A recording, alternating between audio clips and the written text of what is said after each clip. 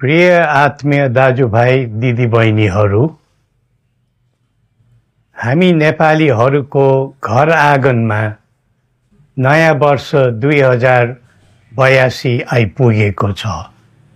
नयाँ घाम, नयाँ ज्योति, नयाँ उत्साह लिएर आएको नयाँ वर्षको उपलक्ष्यमा देश तथा विदेशमा रहे बसेका सम्पूर्ण नेपालीहरूको सुख र शान्तिको मङ्गलमय शुभकामना। हरेक नयाँ वर्ष नूतन आशा र विश्वास बोकेर आउने, तर वर्षको बिदाईमा एउटा घनघोर निराशाका बीच हुने गरेको धेरै साल भयो। समाजका विभिन्न दल, वर्ग र जन समुदायले आफ्नो धारणा, आस्था तथा अभिव्यक्ति राख्न पाउनु प्रजातन्त्रको सुन्दर विशेषता हो। तर त्यस्तो धारणा र मान्यता प्रस्तुत गर्दा सबैले संयम अपनाउनु पर्दछ। केही दिन अघि जनप्रदर्शनमा जुन प्रकारको हिंसा, आगजनी, तोडफोड भयो, त्यसबाट जस प्रकारको मानवीय एवं भौतिक क्षति भयो, त्यो सुन्दा हामीलाई अत्यन्तै दुःख लाग्यो। नागरिक स्वतन्त्रता भन्दा ठुलो तन्त्र वा वाद हुँदैन। वास्तविक प्रजातन्त्र त्यहाँ हुन्छ जहाँ राम्रो, नराम्रो, जनगुनासो वा गुणगान सुन्ने परम्परा र संस्कार हुन्छ। नेपाली जनतामा देश र भविष्यलाई लिएर जुन खालको जागरुकता पैदा भएको छ, त्यसलाई हामीले सकारात्मक रूपमा लिएका छौँ। वास्तवमा नेपाली जनतामा रहेको देशभक्तिपूर्ण भावना विश्वमै अनुकरणीय र अनुसरणीय छ।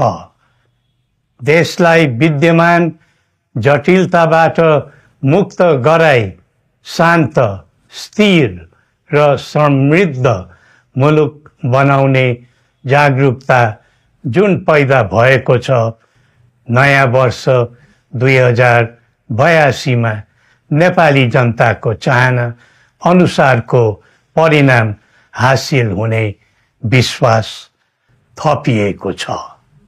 मुलुकमा व्याप्त अशान्ति, अराजकता, निराशा र असन्तुष्टिबाट आम नेपालीलाई मुक्त गर्न नेपालको राज संस्थाले जहिले पनि योगदान पुर्याउँदै आएको विदितै छ। राष्ट्रियता र प्रजातन्त्रलाई मूल कार्य मान्दै जनभावना बमोजिम चल्ने बहुदलीय प्रजातन्त्र र संवैधानिक राज संस्थाको परम्परामा हाम्रो मान्यता रही आएको छ। वर्तमानमा बदलिँदो जनचाहनाको पनि कदर गरी राज्य शक्तिको स्रोत जनता नै हुन् भन्ने मन्जुरी सदैव स्थापित हुनु पर्दछ। राष्ट्र निर्माता श्री 5 बरामहाराज धीराजको दिव्य उपदेशलाई नै अबको राज्य सत्ताको मूल मन्त्र सोच्नुमा के होला? सन्तुलित कूटनैतिक सम्बन्ध र आत्मनिर्भर नेपालको परिकल्पना नै पृथ्वी पथको मूल सार हो। यही नै राजनीतिको मूलधार हुनु पर्ने हो। विश्वको बदलिँदो परिस्थितिलाई मनन गर्दै विश्वव्यापीकरण र स्वतन्त्र व्यापारका आधारहरूलाई चुनौतीको रूपमा लिँदै चरम आर्थिक मन्दी भोग्नु परिरहेको अहिलेको सन्दर्भमा नेपाल जस्ता विकासोन्मुख देशले आत्मनिर्भर अर्थतन्त्र निर्माणको कार्यमा अर्जुन दृष्टि लगाउनु पर्ने समय आएको छ। स्वदेशी स्रोत साधनको प्रयोगले स्वदेशमै उत्पादन गरी स्वदेशमै खपत गर्दै आन्तरिक अर्थतन्त्रको चक्रभित्रबाटै मुलुकको समग्र अर्थतन्त्र आत्मनिर्भर र चलायमान गराउनु पर्ने विश्व परिवेश निर्माण हुँदैछ भन्ने सङ्केतहरू देखा परिरहेका छन्। विश्वकै उत्कृष्ट यो भूमिमा बाँच्न समेत गाह्रो हुने स्थिति पैदा भएपछि बढ्दो युवा पलायनलाई रोकी युवा शक्तिको श्रम र सिपलाई स्वदेशमै उच्च उपयोग गर्नु पर्दछ। युवा स्वरोजगारको निम्ति अवसरहरूको खोजी गरी नेपालमै आय आर्जन गर्न सक्ने वातावरण तयार गर्नुपर्ने आजको पहिलो आवश्यकता बनेको छ। सबै नेपालीको तन, मन र ध्यान त्यसैमा लगाउनु परेको छ। विश्वभरि छरिरहेका नेपालीहरू एकताका सूत्रमा बाँधिन अब ढिला गर्नु हुँदैन। आफ्ना ज्ञान, सिप र सामर्थ्य मात्र होइन, त्यहाँ आर्जेको पुँजी, स्रोत र साधन समेत नेपालमै लगाउनु पर्दछ भन्ने भावना सबैमा जागृत गराउनु परेको छ। प्रकृतिले दिएको स्वर्ग जस्तै सुन्दर हिमवत् खण्ड नेपाल सिँगार्न र विकासको विपुल फुक्न कसरी लाग्ने र लगाउने स्वदेश फर्क स्वदेश नै स्वर्ग भन्ने अभियान चलाउनु पर्ने आजको आवश्यकता भएको छ। जनभावना र चाहना बुझी मुलुकको समग्र संरचनामा नै हेरफेर र सुधारका कदम चाल्नुपर्ने तथ्य स्पष्ट देखिन्छ।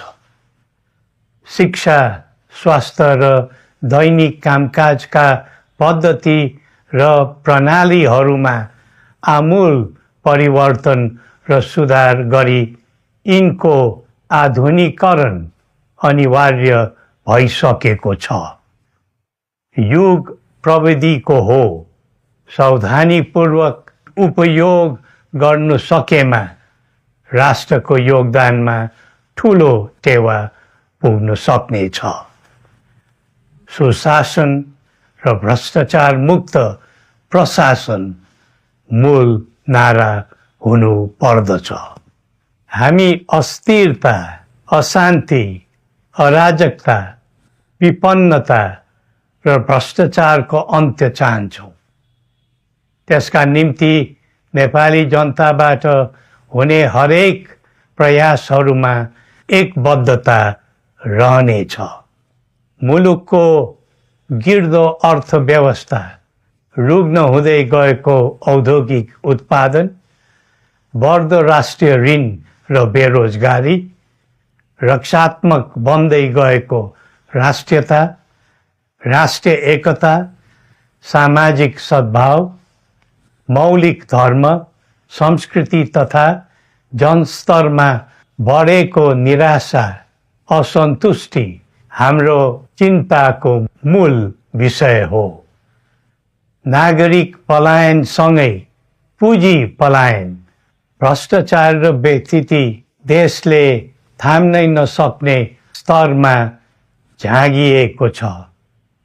यो स्थितिमा नयाँ वर्षलाई उपलब्धिमूलक बनाउनु हामी सबै नेपालीको सामूहिक र एकताबद्ध प्रयास अपरिहार्य भएको छ। नेपाली बीच द्वन्द्व नहोस्, परस्पर अविश्वास र हिंसाको दुःखद मनोस्थिति नबनोस्, देशवासीहरू कुनै पनि नाम र न्युहुमा ध्रुवीकृत नबनुन् भन्नेतर्फ हामी सदैव सचेत र संवेदनशील छौँ। नेपालीको एकतामा नै नेपालको भविष्य निहित रहेको यथार्थलाई हामीले आत्मसात गरेका छौँ। सबैले यही वास्तविकतालाई आत्मबोध गर्नुपर्दछ भन्ने ठान्दछौँ। हाम्रा आह्वान हामी कसैको निजी स्वार्थपूर्तिका निमित्त होइन, कुनै खालको सैद्धान्तिकवाद वा विचारको होइन, समग्र राष्ट्रको स्वाधीनता, समग्र जनताको सम्प्रभुता तथा नेपाल र नेपालीको सुखमय प्रतिष्ठाको निम्ति हो। आफ्नै प्रकारको अग्रणी राष्ट्र हामीले नै बनाउने हो अनि आफ्नो स्वतः र अस्तित्व हामी आफैले उठाउने हो। संसार धेरै अघि बढिसक्यो, तर हामी यो वा त्यो वादको चक्रव्यूहमा फँसेका छौँ। नेपाल आमालाई केन्द्रमा राखेर हाम्रा विचार बन्नुपर्छ, हाम्रा कदम चल्नुपर्छ। हरेक समस्याको समाधान संवाद, सहमति, समन्वय र सहकार्यबाट हुन सक्छ।